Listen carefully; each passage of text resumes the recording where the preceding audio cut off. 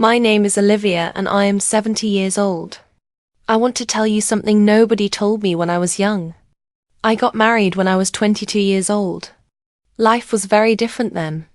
I was taught that a good woman did not ask for much. She took care of others. She stayed quiet. She did what was needed. For most of my life, I believed that being a good woman meant saying yes to everyone. I said yes to my husband, my children, my parents, my friends, and my boss. I thought this was love. I thought this was strength. Now I know I was wrong. I spent almost 60 years trying to be perfect. I tried to be the perfect wife, the perfect mother, the perfect daughter, and the perfect worker. I married a kind man. He worked hard and provided for our family. I loved him and I know he loved me. I supported his career and held our home together. I smiled when I was supposed to smile and stayed quiet when I was supposed to stay quiet. I did what I believed was right. I was not unhappy, but I was not fully happy either. Late at night, when the house was quiet, a small voice inside me asked, "Is this all my life will be?" Each time that thought came, I pushed it away. I felt guilty for thinking about myself. I believed wanting more meant being selfish. When I was 35, I finally spoke out loud. I told my husband, "I want to go back to school. I love literature. I want to teach." He looked at me and said, "We can't afford it now. The children need you. Maybe later." So, I waited. Years passed. When the children grew older, I asked again. He said, "I'm thinking about retirement now. We need to help my parents. Maybe in a few years." So, I waited again. Every few years, the dream returned. When I saw teachers on television or walked past a school, my heart felt heavy. I imagined myself holding a book, standing, snorts, in front of students sharing stories.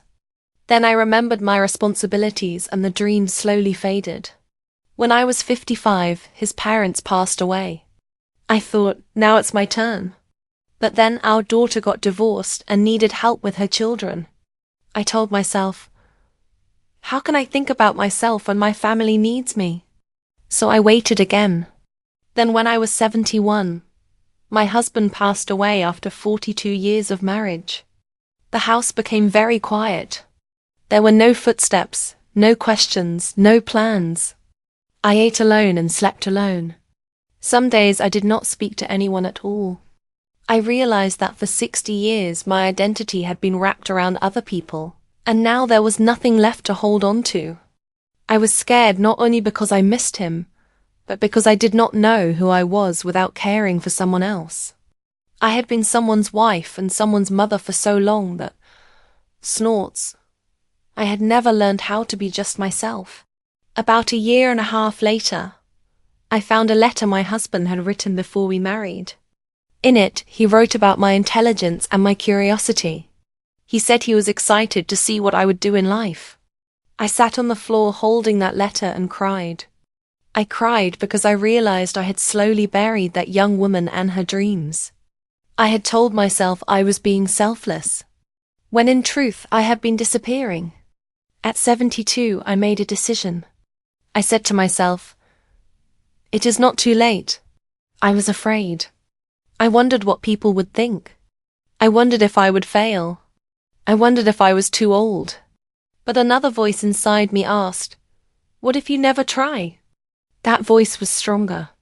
I joined a community college and began studying literature, art, history, and philosophy. Young students sat around me with laptops and notebooks.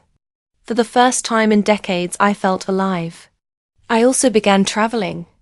At first, I took small trips to nearby places I had always wanted to see. Later, I traveled farther. I walked slowly. I looked around carefully. I was no longer rushing through life. I was finally living it. The hardest lesson was learning to say no. When my children called and asked for help, sometimes I said, I'm sorry. I already have plans. One day, my daughter said, You have changed. I smiled and said, yes, I have and I needed to. She did not fully understand, but she respected my choice. That was enough. Now I am 78 years old and I finally know who I am. I am not only someone's wife or someone's mother. I am a woman who loves books, art, and quiet mornings. I enjoy my own company. I travel when I want and rest when I need to. I say yes when I mean yes, and I say no without guilt. But my heart still hurts. I spent 60 years putting myself last. I spent 60 years waiting for permission that never came. I cannot get those years back. Sometimes I imagine speaking to my younger self. I would hold her hands and say, please don't disappear. Please don't wait your whole life. You matter too. You are not selfish for having dreams. You are not selfish for saying no. You are not selfish for choosing yourself. Life never becomes quiet. There will always be another responsibility. Another reason to wait. Please don't make my mistake. Don't wait for permission. Your life is not practice. This is your real life, and it is happening today.